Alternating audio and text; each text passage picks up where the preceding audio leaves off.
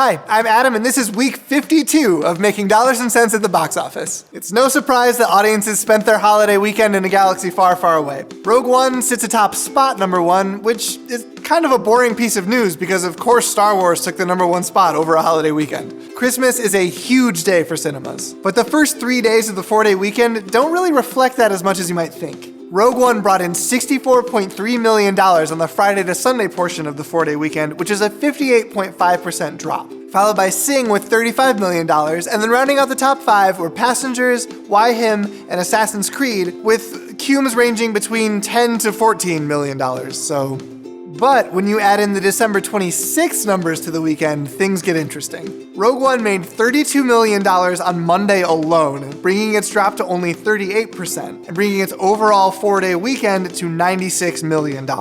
And Sing made $21 million on Monday, which is over half of what it made on Friday through Sunday. It seems that the majority of the country having work or school off on Monday really paid off for the top 2 at the box office this weekend.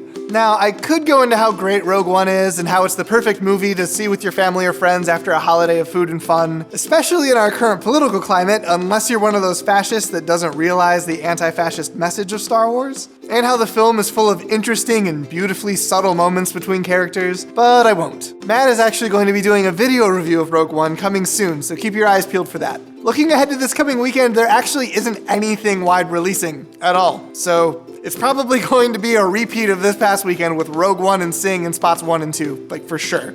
However, this is a chance for Fences and La La Land to try to climb the charts due to positive reviews and word of mouth, and a chance for Assassin's Creed to try to redeem itself after an abysmal opening weekend. There is a chance Assassin's Creed could do pretty well internationally the way that Warcraft did when it opens in more territories, but it's gonna need to do better its second weekend in the States if it's even gonna think about doing any of those sequels that it's already started pre-producing. Assassin's Creed is the perfect example of the fact that star power just doesn't sell a movie anymore. Michael Fassbender, Marion Cotillard, and Jeremy Irons were all in this film and no one batted an eye. We were too busy watching Star Wars, which was led by a mostly unknown cast, and the criminally underrated Felicity Jones, who finally got a chance at a major franchise. But this movie had a strong story and characters actually worth knowing. If only studios could take some notes and realize that it's the story that makes a movie great and stop plugging Tom Cruise into a reboot of The Mummy, which yes, actually exists. Anyway, since there isn't anything huge opening this weekend, I'm going to highlight some of the independent films that either have gotten or will be getting a limited release this month. Many of which are going to be contenders for some Academy Awards, and many more of which are going to be deserving of recognition, but are going to be completely ignored in favor of artless, tasteless garbage, as is tradition every year. Firstly and most prominently is Silence, the new film from Martin Scorsese, which tells the story of 2 Jesuit priests venturing into Japan to save their mentor. It stars Adam Driver and Andrew Garfield as the 2 priests, and it looks to be roles that will take them to the next tier of stardom and respect as actors, even though both of them have had incredible years thus far. Adam Driver with Star Wars The Force Awakens, Midnight Special, and Patterson, which I'll mention shortly, and Andrew Garfield with a great performance in Mel Gibson's Hacksaw Ridge. Even though a movie about Christians being persecuted for their beliefs is something that sounds so foreign to us in the US, Silence looks to be a bit heavier and more honest with the subject matter, hopefully leading to some deep questioning and potent exploration as to what it means to believe in anything at all.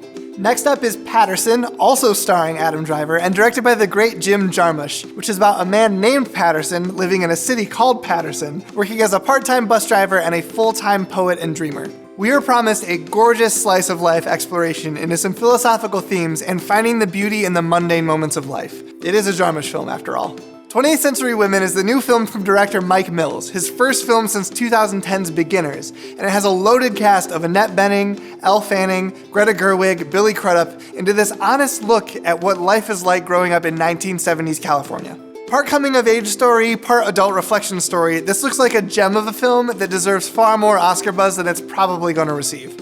And lastly, A Monster Calls is a tender, emotional story about a boy dealing with his first exposure to the heartbreak and grief of life, which manifests itself in a massive monster voiced by Liam Neeson. This looks like it's going to be a film that will gather a small but devoted following for years to come, and I plan to be in that group without a doubt. We have Neeson as the monster, Sigourney Weaver as the grandmother, Felicity Jones as the boy's mother, proving that she isn't selling out quite yet with her Star Wars fame, and with newcomer Louis McDougall as Connor, this looks to be an emotional treat that should probably hand out tissues with the tickets.